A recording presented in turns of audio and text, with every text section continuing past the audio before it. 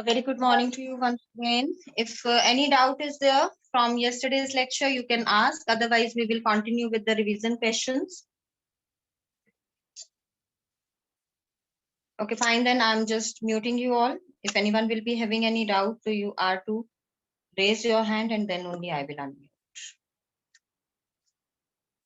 The next question we are having, yesterday we did some type of questions of these. Again, questions are there. Let us suppose we are having we are to construct a triangle XYZ in which angle Y is given to be 90 degree and angle Z is 75 degree. And we are given that the perimeter of the triangle is 11.5 centimeter. Is this triangle possible to construct? Any one of you can raise your hand. Is it possible to construct this triangle with angle Y 90 degree, angle Z 75 degrees, and the perimeter 11.5 centimeter? Some of the sides of the triangle. Those who can want to give the answer can raise their hand. I will unmute that child and then you can answer. हमें triangle बताना है XYZ जो है. Is it possible to construct with these given conditions? One hand I can see. Yes, Diya, just a moment, बच्चे. Yes, बच्चे. Ma'am, it is possible because sum of angles of both the angles is 165 and perimeter we can construct the triangle. Yes, because the sum of these angles less than 180 degree. This is 165 degree, which is less than 180. It means जो हमारा third angle X होगा, that will be the difference of these two 15 degrees. तो हमारे पास तो तीनों angles हैं. One angle will be 15 degree, one 5, the other will be 90 degree. तीन angles जो हैं और जो perimeter है that is given. So the construction of this triangle is possible. ने conditions check करनी होती हैं. In angles given होते हैं तो we are to check the sum of the angles should be less than sum of the angles of the three angles of the triangle should be equal to 180 degree. 180 से बड़ा नहीं होना चाहिए ये. And जो सेकंड कंडीशन अगर हमें side होती है, साइड्स के बेसिस पे sum of any two sides should be greater than the third side and the difference of any two sides should be less than the third side. तो ये conditions जो है अगर आपकी satisfy होती हैं then the construction of the triangle is possible. Otherwise construction possible नहीं है. जब हमें इस तरीके से दो angles given है और perimeter है तो आपने क्या करना है, इन angles का sum check करना है. That should be less than 180 degree. उसके बाद पैरीमीटर कुछ भी हो सकता है साइड्स उसकी. तो दिस ट्राइंगल की जो कंस्ट्रक्शन है दैट इज पॉसिबल. अगर मुझे एंगल्स गिवन है ट्राइंगल के और चेक करना है that the construction of the triangle is possible और नॉट, तो हम ये देखेंगे कि जो तीनों एंगल्स हैं उनका sum should be 180 degree. Angle sum property को हम चेक करेंगे. लेट अस सपोज जैसे मुझे एक क्वेश्चन मान लो कि एक एंगल मुझे 90 डिग्री गिवन है और एक एंगल मुझे 105 डिग्री गिवन है. लेट अस सपोज कि मुझे एंगल बी 90 डिग्री गिवन है, एंगल सी जो है मुझे 105 डिग्री गिवन है. तो is it possible to construct a triangle ABC with such conditions? मुझे कोई साइड नहीं गिवन, तो अब यहीं से मैं इसको देखूंगी अगर, तो 90 प्लस 105 इनका जो सम है that is greater than 180 degree. दो एंगल्स का सम ही 180 से बड़ा आ रहा है, तो इट मींस थर्ड एंगल जब हम बीच में ऐड करेंगे तो वो सम 180 के इक्वल हो ही नहीं. This triangle is not possible, जिसमें इस तरीके से जो आपका सम ऑफ एंगल्स बन रहा है, सम ऑफ एनी टू एंगल्स ही हमारा 180 डिग्री से अबव बन रहा है, तो दिस इज नॉट पॉसिबल. तो ये चीजें छोटी छोटी हैं, इनका आपको ध्यान रखना होगा. इसी तरीके से अगर मान लो हमें वो कहता है कि कंडीशंस हमें दे रहा है, एंगल बी जो है 105 डिग्री है, एंगल सी जो है दैट इज 30 डिग्री, और सम ऑफ द साइड्स यानी कि पेरीमीटर जो है वो मुझे गिवन है 12 सेंटीमीटर। अब यहाँ पे देखो अगेन सम ऑफ एंगल्स आपका 145 डिग्री बन रहा है, angle B plus angle C इसका सम 180 से लेस है, पेरीमीटर गिवन है, सो जो कंस्ट्रक्शन है वो पॉसिबल है। तो किसी भी फॉर्म में आपका जो क्वेश्चन है वो घुमा के आ सकता है। आपको ये दो एंगल्स गिवन है, पेरीमीटर गिवन है, सम चेक करो, this sum should be less than 180। अब मान लो यहाँ पे 105 गिवन है, एक एंगल यहाँ पे 80 गिवन है, थर्ड एंगल मुझे अगर नहीं भी गिवन तो इन्हीं दो का सम जो है वो 185 से बड़ा बन रहा है। पेरीमीटर जो मर्जी हो कोई फर्क नहीं पड़ेगा, आपका जो सम ऑफ 3 एंगल्स है वो 180 होना चाहिए। तो अब ये दो एंगल्स का सम ही 185 बन रहा है, तो this triangle is not possible. हाँ, अगर यहाँ 30 डिग्री आ जाता है, सम जो है वो 135 डिग्री बन रहा है विच इज लेस देन 180, तो थर्ड एंगल हमारा कंस्ट्रक्शन पॉसिबल है, 180 में से माइनस करके हम निकाल लेंगे, then this triangle is possible. But अगर यहाँ सपोज 80 डिग्री आ गया, इन्हीं का सम आपका 180 से अबव बन गया, तो ट्राइंगल की जो कंस्ट्रक्शन है पॉसिबल। अब इसी से रिलेटेड एक और क्वेश्चन है, क्वेश्चन इस फॉर्म में है, why we can not construct a triangle with मतलब कंडीशन P मुझे 60 डिग्री गिवन है, PQ मुझे 6 सेंटीमीटर गिवन है, PR प्लस QR मुझे 5 गिवन है। सेकेंड कंडीशन में मुझे गिवन है triangle, construction of triangle PQR is possible if angle P is 60 degree, angle PQ मुझे 6 सेंटीमीटर गिवन है एंड PR माइनस QR मुझे 5 सेंटीमीटर गिवन है। क्वेश्चन दोबारा सुनो, ये दो कंडीशंस मुझे गिवन है। अब वो क्वेश्चन में मुझे क्या कह रहा है, why we can not construct a triangle PQR if angle P is 60 degree, PQ is 6 centimetre, PR plus QR is 5 centimetre, कि इसकी कंस्ट्रक्शन जो है वो नॉट पॉसिबल है, और इसकी जो कंस्ट्रक्शन है with these conditions this is possible. I have to mention the reason, उसने मुझे ये बता दिया है यहाँ पे कि ये कंस्ट्रक्शन पॉसिबल नहीं है, ये कंस्ट्रक्शन पॉसिबल है, I have to justify this, I have to give the reason why is its. आप यहाँ अगर देखो तो सम ऑफ टू साइड्स 5 जो है that is less than the third side, PQ से लेस है, PR प्लस QR का सम 5 गिवन है, और ये थर्ड साइड मुझे 6 सेंटीमीटर गिवन है, 5 जो है वो लेस देन 6 है, सम ऑफ साइड्स जो है that is less than the third side. तो इट मींस इस रीजन से ये कंस्ट्रक्शन आपकी पॉसिबल नहीं है, because the sum of two sides greater than the third side. तो ये कंडीशन आपकी, इसलिए जो आपकी ये कंस्ट्रक्शन है ये पॉसिबल नहीं है, क्योंकि इस कंडीशन को सेटिस्फाई नहीं कर रहा है। और इसमें क्या है, डिफरेंस ऑफ टू साइड्स जो है that is less than the third, difference of two sides is less than the third side, तो इसलिए ये जो कंस्ट्रक्शन है मेरी वो पॉसिबल है। यहाँ पे sum of two sides less than third side है, इसलिए कंस्ट्रक्शन नॉट पॉसिबल है। तो अल्टीमेटली वही जो हमारा रिजल्ट हम यूज करते आ रहे हैं, sum of two sides should be greater than the third side, यहाँ वो नहीं है, difference of the two sides should be less than the third side, difference less होना चाहिए, सम बड़ा होना चाहिए, ये कंडीशन फॉल्स है, ये कंडीशन ट्रू है, तो this construction is possible and this construction is not possible. Reason आप क्या दोगे, here the sum of two sides is less than the third side, therefore the construction is not, यहाँ difference of two sides is less than the third side, therefore the construction is possible।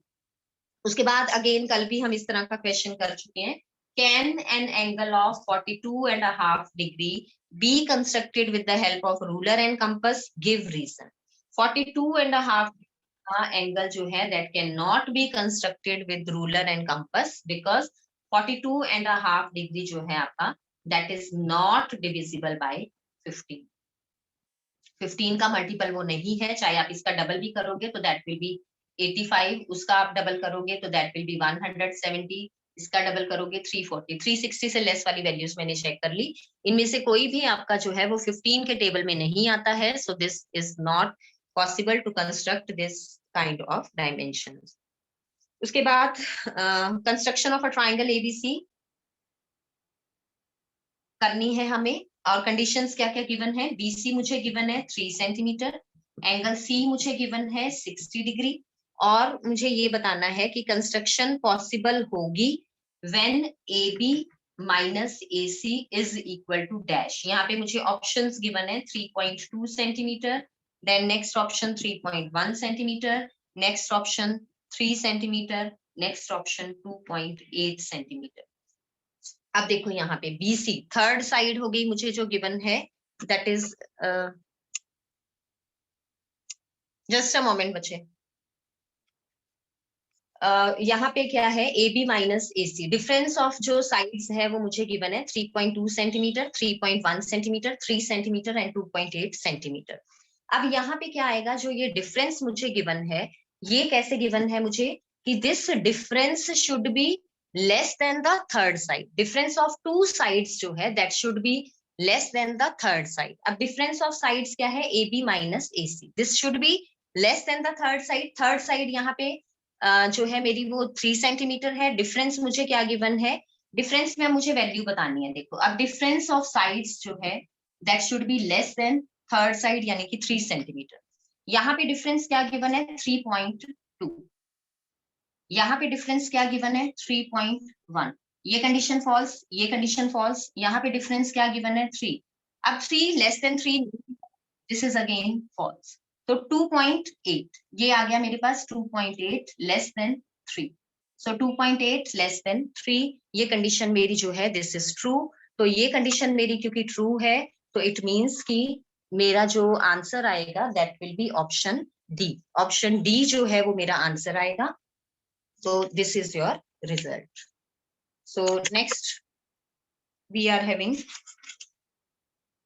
okay, in how many equal parts, again any one of you will tell me, in how many equal parts bisector of an angle divides it। कितने equal parts में जो है bisector एक angle का वो उसको divide करता है। 2 hands I can see, वही 2-3 बच्चे बस बाकी। okay, आज मुझे आंसर दो। Heaven, unmute yourself. Heaven Batra, unmute करो बच्चे। I think I have given the option to Harsimran. चलो Harsimran, you unmute yourself. Harsimran, unmute yourself.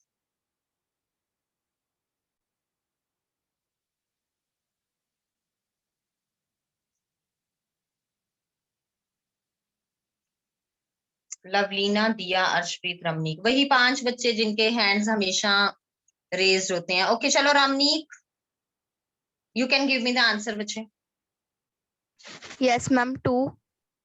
Yes, 2. In how many equal parts bisector of an angle, ये हमें angle given है, ये मैंने इसका bisector draw कर दिया, तो ये इसको कितने पार्ट्स में डिवाइड कर रहा है 1 and 2, तो it is dividing it into 2 equal parts। Very good.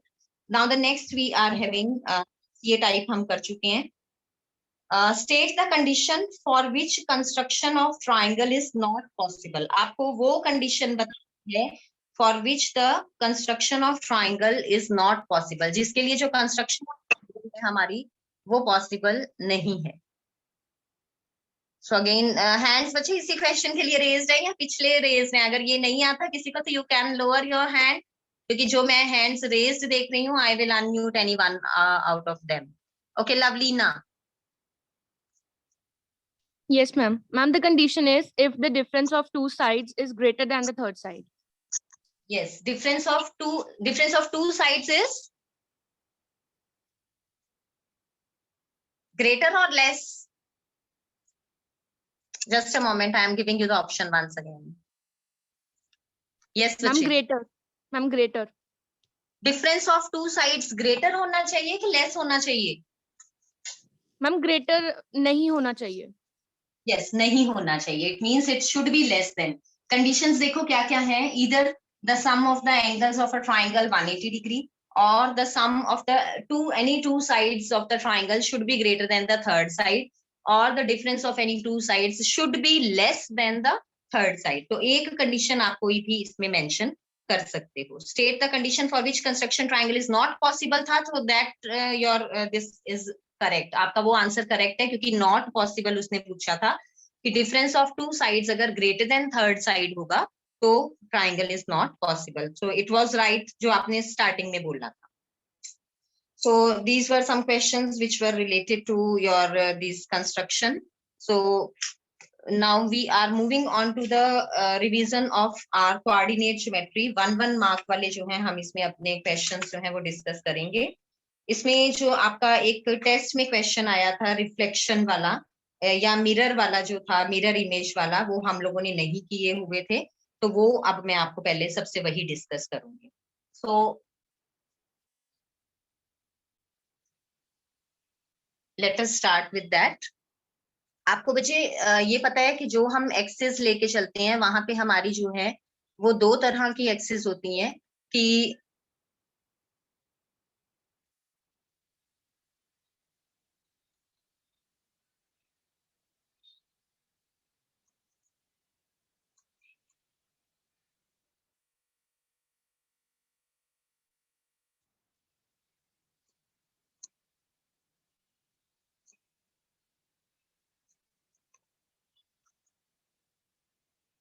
तो यहाँ पे हमारे पास दो तरह की जो है एक्सिस होती हैं. वन इज द परपेंडिकुलर, ये वर्टिकल एक्सिस होती है which is the y axis.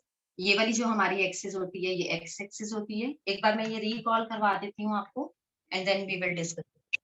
अब इसमें जो है हमारा क्या आ रहा है कि जहां पे ये दोनों परपेंडिकुलर एक्सिस, इनके लिए हम एक्सिस वर्ड यूज कर रहे हैं. This is the x axis and this is the y axis.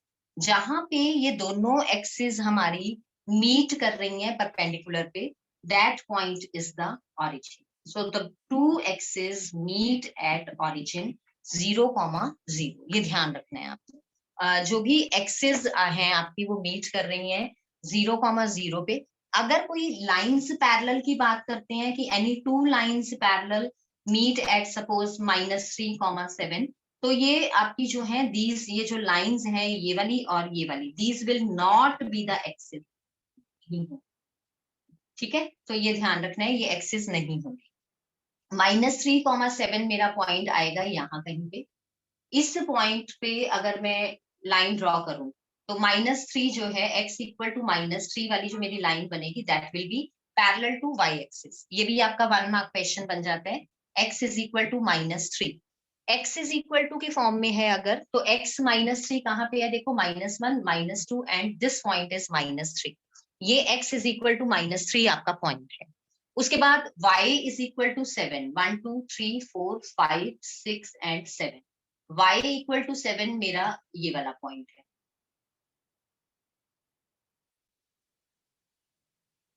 ये मेरी लाइन हो गई y इक्वल टू 7, ये मेरी लाइन हो गई x इक्वल टू -3.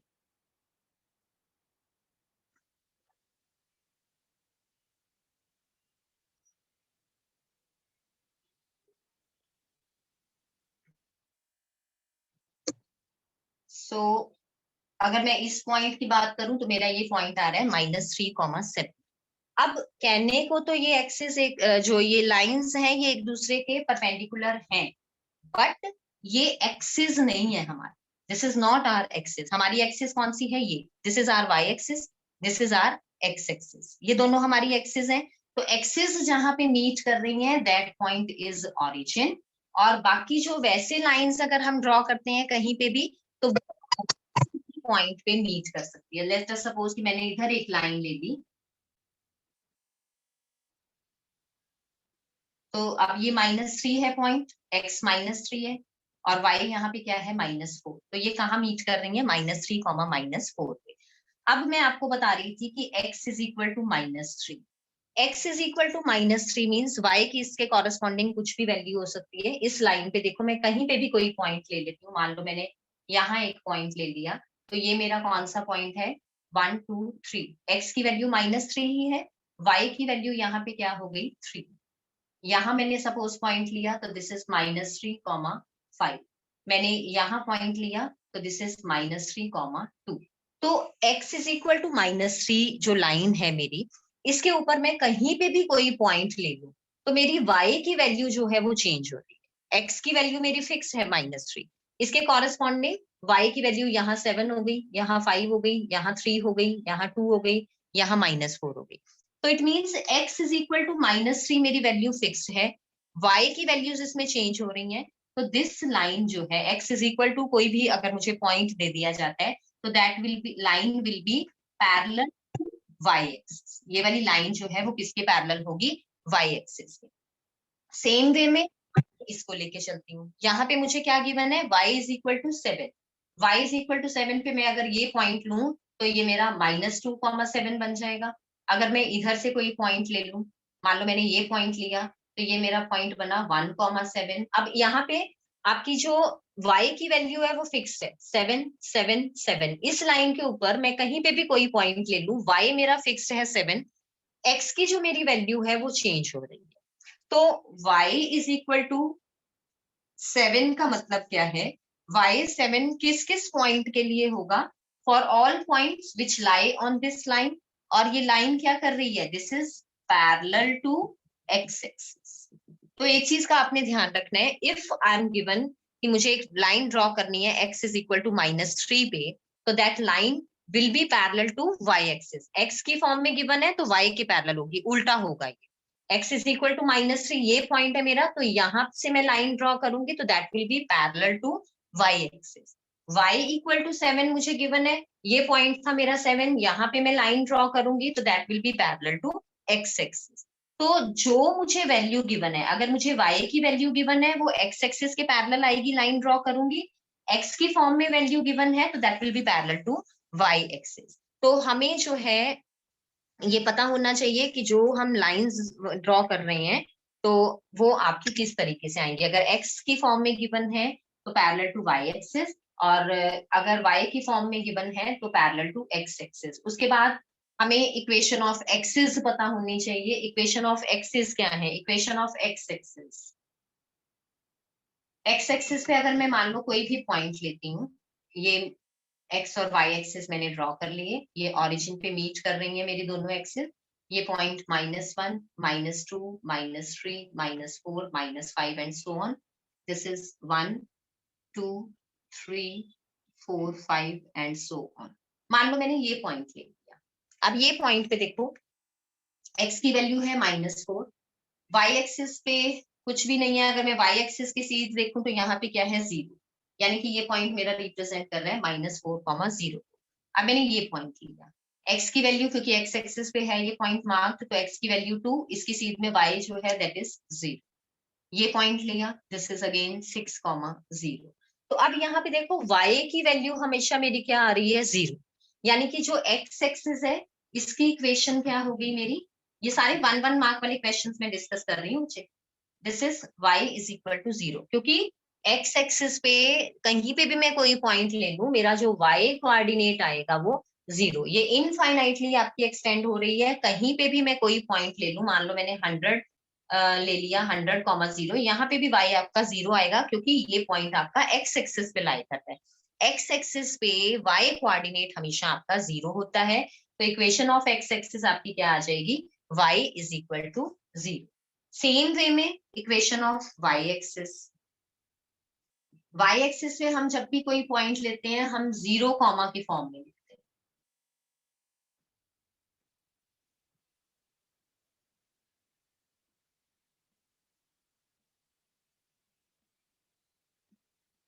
मान लो मैंने ये पॉइंट लिया, अब यहाँ पे x की सीध में देखूंगी मैं तो 0 है, y कितना है मेरा 5, दिस पॉइंट विल बी 0,5।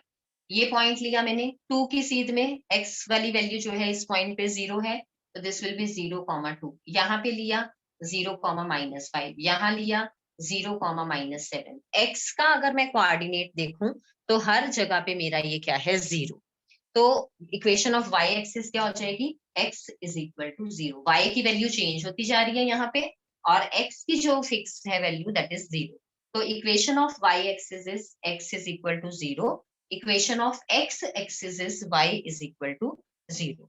अब equation of a line which is parallel to x axis. अब देखो x एक्सिस के पैरेलल मान लो मैंने यहाँ पे लाइन ड्रॉ, सो अब यहाँ पे y की वैल्यू क्या है मेरी? 3। लाइन को कभी भी आप ऐसे पॉइंट की फॉर्म में रिप्रेजेंट नहीं करोगे। अब इक्वेशन ऑफ लाइन देखो, यहाँ पे मेरा जो है y कोऑर्डिनेट वो क्या बन रहा है, 3 बन रहा है। तो equation of a line which is parallel to x axis, y की वैल्यू क्या बन रही है, 3, y इज इक्वल टू 3। मान लो मैंने यहाँ पे लाइन दी parallel to x axis. Now y की वैल्यू यहाँ पे क्या बन रही है, -2, पैरेलल टू x एक्सिस, तो ये आ गया y इज इक्वल टू -2। तो any line which is parallel to x axis will be of the form y is equal to a, where a जो है आपका कोई भी रियल नंबर हो सकता है, a की वैल्यू कोई भी रियल नंबर हो सकती है, और वो आपकी जो है y इक्वल टू a वाली जो आपकी फॉर्म आएगी, that will be a line which is parallel to x axis. Same way में equation of a line which is parallel to y axis, अब क्योंकि वो y एक्सिस के पैरेलल है,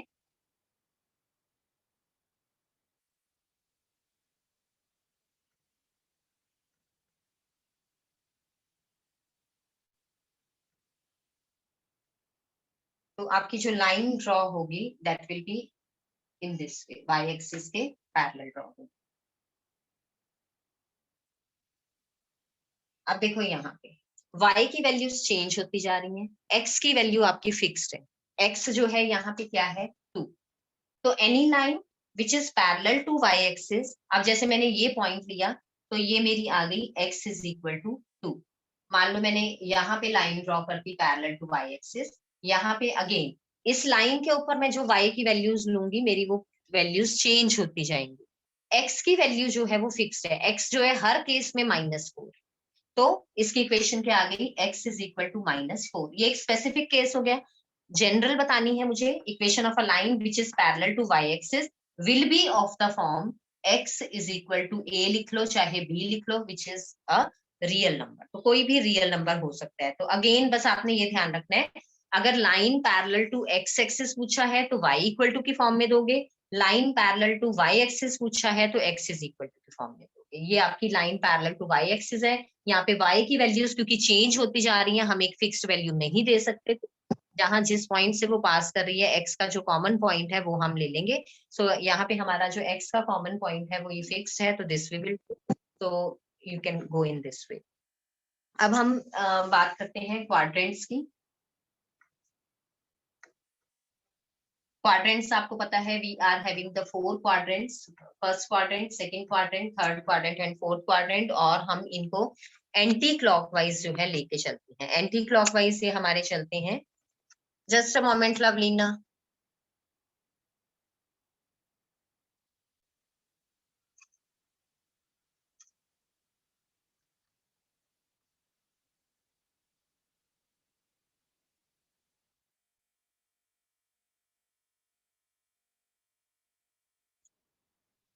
यस बच्चे, मैम x की इक्वेशन वाला नहीं समझ आया। एक्स इज इक्वल टू वाला, यस मैम। ओके देखो यहाँ पे हमारे पास जो ग्राफ है इसमें मुझे गिवन है equation of a line which is parallel to y axis. अब मैंने मान लो यहाँ पे ये लाइन ड्रॉ कर ली y एक्सिस के पैरेलल, ठीक है। अब ये पॉइंट मेरा क्या है, -4, 0। ये पॉइंट मेरा क्या है, -4, 1। ये पॉइंट मेरा क्या है, -4, -2, दिस इज -1। अब मैं ऊपर अगर पॉइंट लेती हूँ, दिस इज -4, 6, दिस इज -4, 3।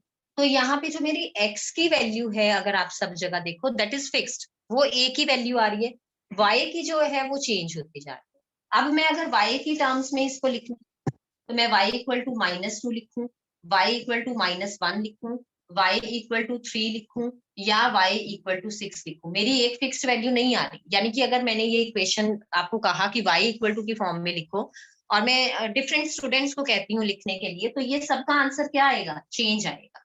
तो it means this can't be the equation. सबका स्टैंडर्ड होना चाहिए थ्रू आउट द वर्ल्ड में, जहां मर्जी पूछूं वो एक स्टैंडर्ड रिजल्ट आना चाहिए मेरे पास।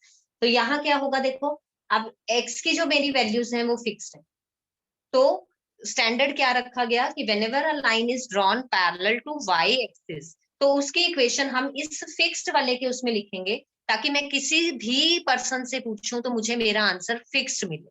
देन ओनली मेरा जो रिजल्ट है वो लॉजिकल होगा। ये नहीं कि मैं वर्ड में कहीं और जाऊं, मुझे वहां से ऐसे डिफरेंट आंसर्स मिले, तो वो कंसेप्ट नहीं होगा फिर। तो कंसेप्ट बनाने के लिए क्या किया गया है, इसको एक फिक्स्ड वैल्यू से जो है वो डिनोट करने को कहा गया। तो जैसे आपने साइंस में पढ़ा हुआ है कि आप उनको जो है वो साइंटिफिक नेम दे देते हो, अदरवाइज लैंग्वेजेस के अकॉर्डिंगली वो चेंज होता जाता है जहां जहां आप स्टेट्स में जाते हो।